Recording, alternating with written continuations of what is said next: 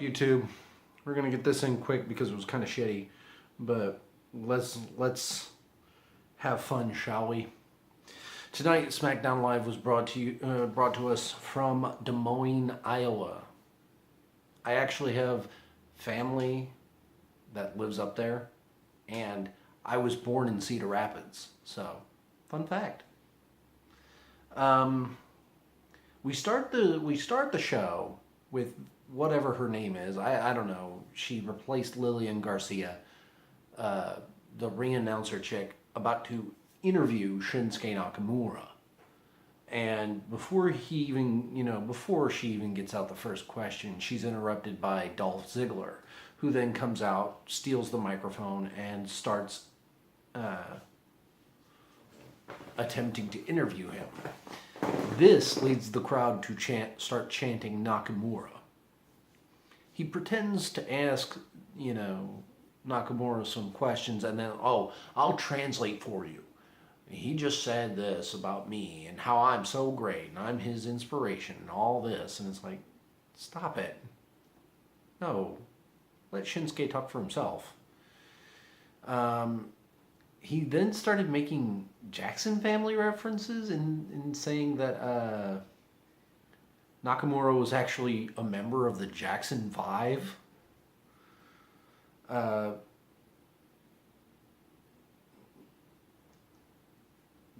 And then Shinsuke's had enough. He then grabs the mic back from Ziggler and cuts his own promo, and then starts speaking at him in Japanese, which was amazing, and then calls him a jackass. After hearing this, he gets like a low blow kick on Nakamura, but after attempting to, hit him, I guess, with like a super kick, because I was cooking dinner, so I couldn't actually watch directly every second. Shinsuke hits the reverse exploder suplex. This is the point where he, warms up the band for his Kinshasa, but Dolph rolls out of the ring and up the ramp, That's great. It works. We might see a backlash match between these two, and that'd be okay. We go to commercial, we come back. It's Kevin Owens on commentary for a match between AJ Styles and Baron Corbin. It's always a treat when we get Kevin Owens on commentary, to be honest, and slagging off the face commentators while he schmoozes with the heels. They're really, early going stuff. Nothing exciting. There was after coming back from a commercial, there was, hang on, I'm sorry. I'm watching, they have Team Ninja Warrior on there, and just yet again, more background. They have a chick on there. Her name is Rachel Weltz. I'm probably saying it wrong, but she's actually a Spartan Race champion. Like, she does that competitively. So, always interesting to see a little bit of rep from a race that I like. And ironic fact, I did not know, USA is owned by NBC, who also have a sports channel that they broadcast Spartan Race from, which is probably why I recognized her when I saw her. Wow, she's going. Baron Corbin hits this scary chokeslam backbreaker combo on AJ Styles. I mean, I don't know if I could trust my coworker that much with a chokeslam backbreaker, but I could be wrong. I could be cemented as massively, out of touch with what is actually dangerous and what isn't. He gets a 2 count on that one. Styles goes for the phenomenal forearm. Kevin Owens gets up in his ear You know, and he gets a kick in the teeth for his trouble. Corbin reverses the phenomenal forearm attempt. He then goes for a power bomb, but Styles reversed it into a small package roll up for the victory. It's pretty cool. But both Kevin Owens and Baron Corbin start attacking each other. They have a moment where they stare each other down, then go back to beating on AJ Styles. Sami Zayn runs down for the save. He hits the haluva kick on Baron Corbin. Kevin Owens then turns around, dumps him out, and hits the pop-up power bomb on AJ Styles.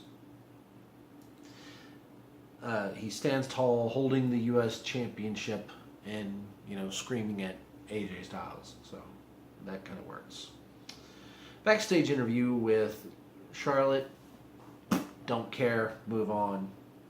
There's apparently going to be a beat the clock challenge, and I had no idea what the hell that was before watching the first of it after the break between American Alpha and the Colognes, but I'm going to call them the Shining Stars because that's who the fuck they are to me forever, to determine the number one contender for the tag team titles. Don't know if I honestly care on this one, because if the Shining Stars win, it's a heel team versus a heel team in the Usos. If the American Alpha win, while they're more the faces, they're still going after the Usos, who they've faced a half dozen times. So, and really, the Shining Stars aren't really that great a heel team. That's probably why I don't care. So, moving on.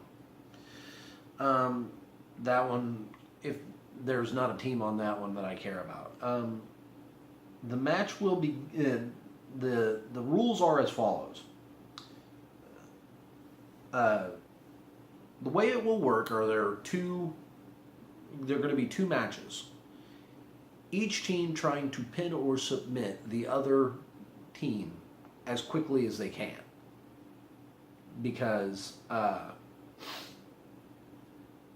first team sets the time, the second team has to beat it. And this is actually when the first match starts. We get, sorry, trying to lean back a bit. We get a lot of quick pins and hard strikes. There was a very nice tilt-a-whirl backbreaker by Epico on one of the Alpha. The Colognes go for the Shining Stars go for their double team backstabber finisher, but Jason Jordan comes in, knocks one out. Then American Alpha hit the Grand Amplitude, setting the time at pinfall for 5 minutes and 17 seconds.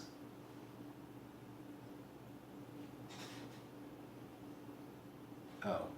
The Ascension, the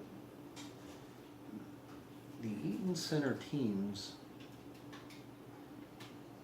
I don't know why I said Eaton Center when I probably said,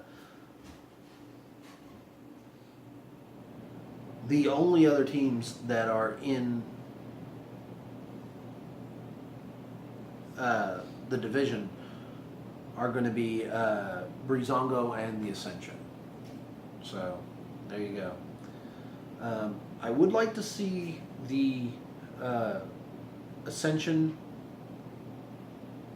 I wrote here, at this point, I would have liked to have seen Ascension make it all the way to number one contendership, because hey, they get kind of a bum deal a lot of the time. But I don't know if that's going to happen. The next match is announced is a no disqualification match between Eric Rowan and Randy Orton. They also make mention of the fact that Rusev will be giving an interview shortly after the break. Go to commercial, come back. Rusev says in his little, videotaped promo that unless he receives a match at Money in the Bank, he will just pack his bags and go back to Bulgaria. I wrote this, I honestly think this is a way to keep him off TV until Money in the Bank, because that's probably how long it's going to take him to regrow the hair that he cut. I think he looked good with the side cut. That was me. The trimmed beard and the side cut, that worked for him, I think. We get a Becky Lynch interview that is swiftly interrupted by Natalya, Carmella, and Tamina, who have, L's worthless shadowing them. They asked where Becky Lynch, stands on the whole Charlotte issue, her coming in, and in 1 week she's got a title shot. Don't care. And I wrote this at the time. They don't ever really do anything with this kind of group angle anyway. They didn't last week, they won't this week. We come back and it's Randy Orton versus Eric Rowan. They show the match from a couple weeks ago, the ending, where Rowan hit Orton in the face with the steel steps. I wrote a spot here. A back body drop onto the edge of the barricade is followed shortly after that by a back body drop onto the announce table. Like, he didn't take the thing apart and, pull out all the TVs. He just did a back body drop. Randy Orton did. I was like, this is insane. We go to commercial, we come back, and Eric Rowan is back in control again. He then goes and gets a kendo stick, starts beating up Randy Orton a bit, goes outside, sets up a table. Randy Orton picks up he's kind of got the kendo stick near him. He fights out of the suplex that obviously would obviously come with a top rope jawbreaker, then hits Eric Rowan with the kendo stick like 3 times before shoving him backwards into the table. We go to commercial at this point. We come back. Eric Rowan is back in control again. And I wrote here, gee, I wish I could have seen the comeback. It's like sarcastic eye roll.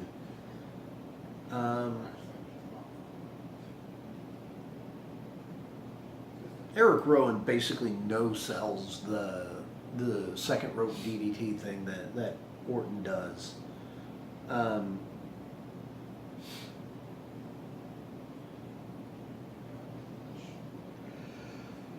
Goes for the RKO, pardon me. It is a little late for me. Orton goes for the RKO. Blocked. He puts Randy Orton on, he fights him a bit and then puts him on top of the table a couple times, slams him into the table, then rolls him back into the ring. Goes over to ringside, grabs a chair that's there, wedges it in the corner, and is like, okay, I'm going to throw him into it. Goes to throw him into it. Oh no, I'm going to stop before you come after me. Oh, you're going to try and shoulder tackle me? Whoop, whoop. Then hits him with an RKO.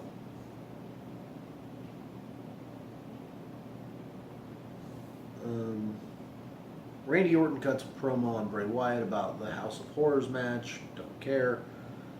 Then Jinder Mahal comes out and cuts a promo on Randy Orton.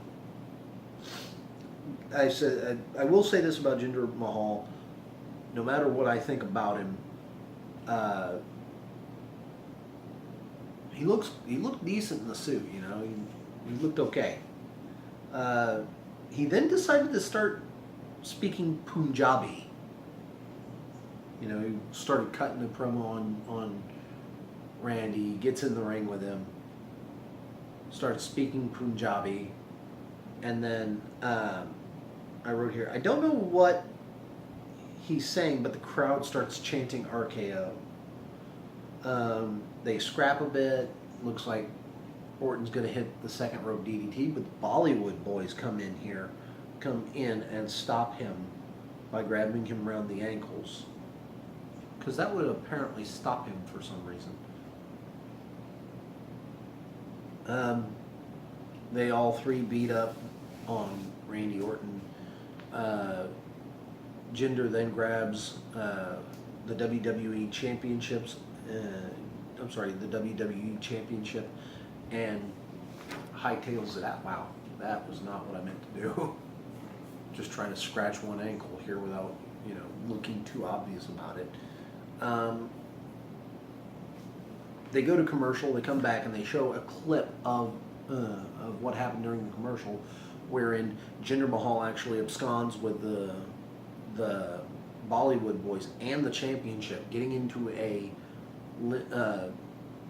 Hummer limousine and driving off with it. We then get to see the Ascension versus Breezango for the second half of the Beat the Clock challenge.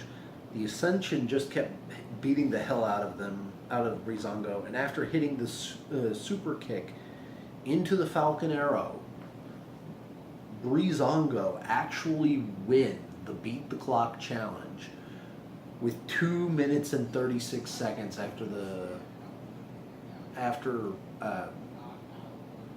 American Alpha had set the time at 5 minutes and 17 seconds. So that was crazy. I was absolutely flabbergasted. We come back from commercial. Neville's got a promo for 205 Live. He says he's going to destroy Jack Gallagher. I didn't care. We get a Bray Wyatt video package for the House of Horrors match, which again is now not for the championships, the WWE Championship, so I don't care. Just before the main event of the evening, we get Naomi's interview backstage, and when we come back from commercial, we get Charlotte's entrance. The match begins with, headlocks and takedowns by both women. Naomi then runs and puts, busts Charlotte's face into the turnbuckle. She's standing on the corner, and she gets her legs swept out from under her just before the commercial break. We come back. Naomi's in a headlock in the middle of the ring. And this is where I stopped taking specific notes because they didn't do anything super interesting at first, but late in the match it was good. She actually did some sort of split leg stone cold stunner on Charlotte. It was really nice. And then she followed it up with a kip up. Fireman carry into a roundhouse kick that looked like it was square on the jaw. Another 2 count.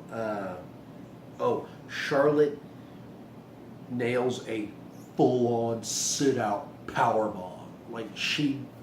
The way she did it, I think Naomi was going for another Hurricane Rana, and so as she's laid out straight up, Charlotte just deadlifts her and slams her down into that sit out. It was just crazy.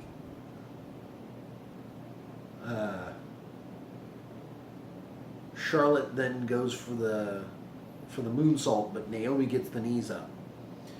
It is at this point, as Naomi is trying to get back to her feet, that the rest of the SmackDown Women's Tag Team division decide it's time for them to come and make their presence known, and they interfere in the match, thus causing a disqualification for both women as they beat down on both of them. The crowd is absolutely shitting all over this. And the only thing I hope out of this all is that it means we get a new women's tag team stable, kind of a heel stable that might do something good for Carmella, because she's got Ellsworthless that's not really doing anything for her, and then I'm hoping that this helps out Tamina, and it helps out Tamina, it helps out Carmella, and they all grow with Natalia's kind of Hart family lineage direction. Like they all learn how to be great wrestlers, because Natalya is a great wrestler. There's no arguing it. I mean, she wouldn't be in the company. She might be in the company because of her name, but I think she kind of holds her own. So, overall, I would say that it's only slightly better than Raw, so I give it a 5. But really, I'm glad they're giving certain other, like Breezango, a chance. They need to drop the fashion police thing. Go back to just being two dudes who are in a good good tag team. They're going to be the number 1 contenders at Backlash. Do I believe that they can win? It'd be interesting, to let the two cocky, vain, kind of arrogant prick heel team guys get one over on the other heel team. So that is my review. Please, I'm going to point the right direction this time. Down here, there's a thumbs up. Hit it for me. There's a subscribe button not far from that. Go ahead and hit that too. And if you wouldn't mind, hit the bell, because that's going to give you notifications to when I do these things. So, thank you again for watching, and we'll see you next time, YouTube.